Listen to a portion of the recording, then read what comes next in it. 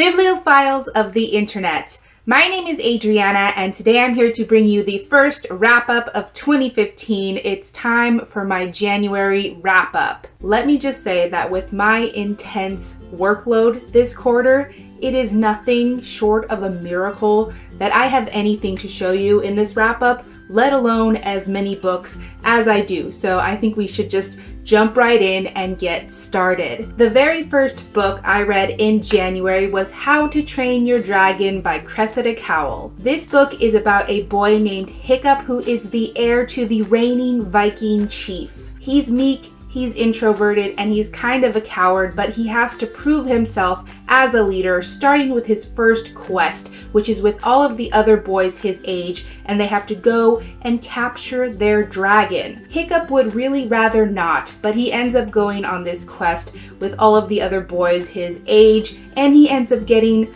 the most rinky-dink, snotty dragon imaginable. I really wanted to go out of my way to read something different for my first book of 2015, so this was a new to me book. It was a middle grade book, and I listened to the audiobook. And by the way, the audiobook is narrated by David Tennant, and it cannot possibly be any more perfect. This story is smart, it's hilarious, it's a fantastic adventure story, and I think the moral of the story is really great too, which is just be yourself, play to your own strengths, and things will all work out. So I gave this book 4 out of 5 stars. The second book I read this month was The Dream Thieves by Maggie Stiefvater, which is the second book in the Raven cycle. This book was even better than the first book, and even though I hoped that would be the case, I didn't really know if that was going to be possible. Maggie Stiefvater's writing style continues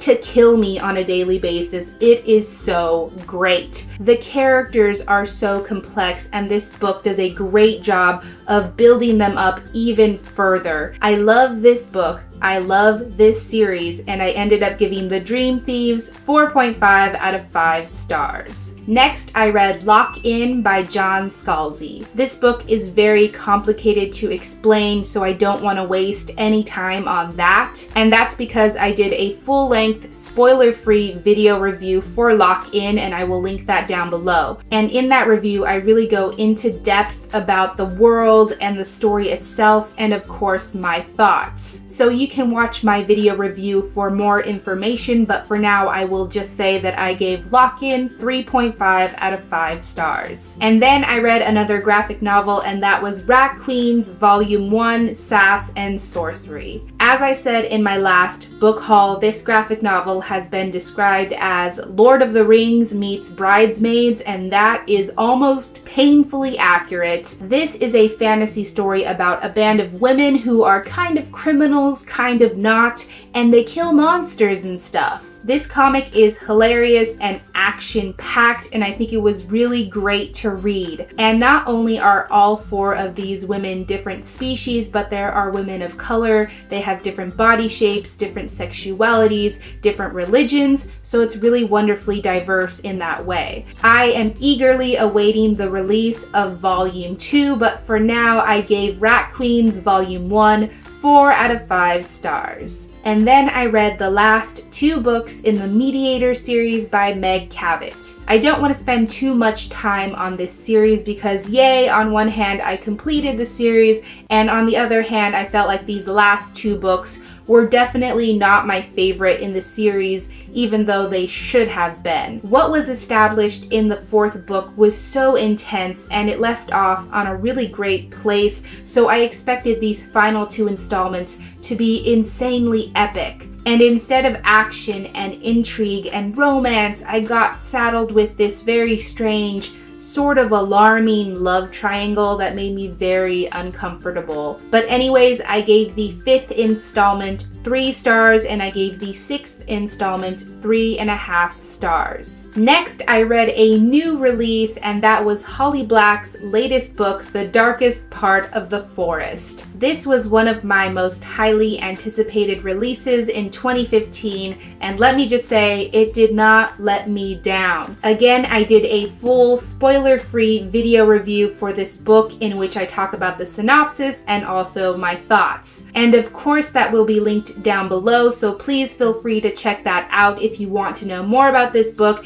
and also my thoughts. But for now, I will say that I gave The Darkest Part of the Forest 4 out of 5 stars. Next, I did a buddy read with my good friend Louisina from My Reading Glasses, and together we read The Son of Neptune by Rick Riordan, which is the second book in the Heroes of Olympus series. As always, I applaud Rick Riordan for his amazing imagination and his vision for how these Roman and Greek myths would be assimilated into the modern world. And as per his usual, this book of course has a lot of action, it's a great adventure story, and it's really fast paced. Of course, I love reading from Percy's point of view, but I also really enjoy these new heroes, and I appreciate that Rick Riordan is trying to incorporate more diversity in the heroes that he writes about. But I always have a problem with how quickly these stories move along, and I always feel like it's super convenient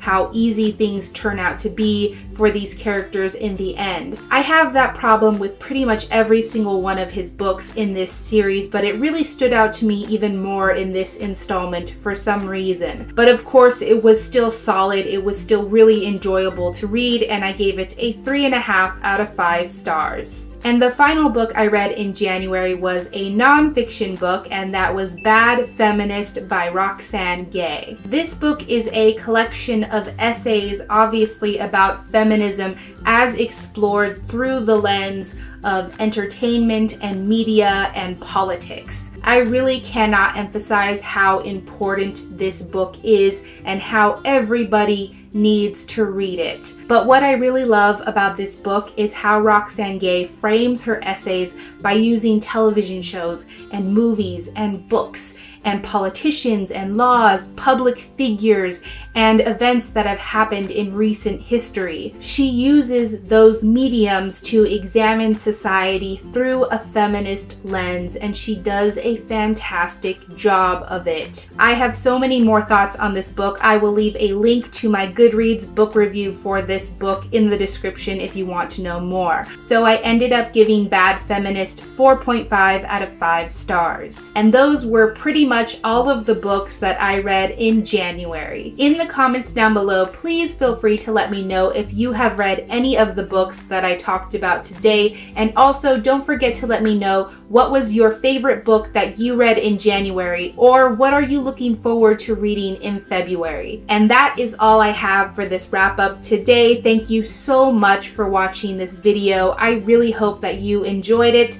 and I will catch you on the flip side of the page. Bye.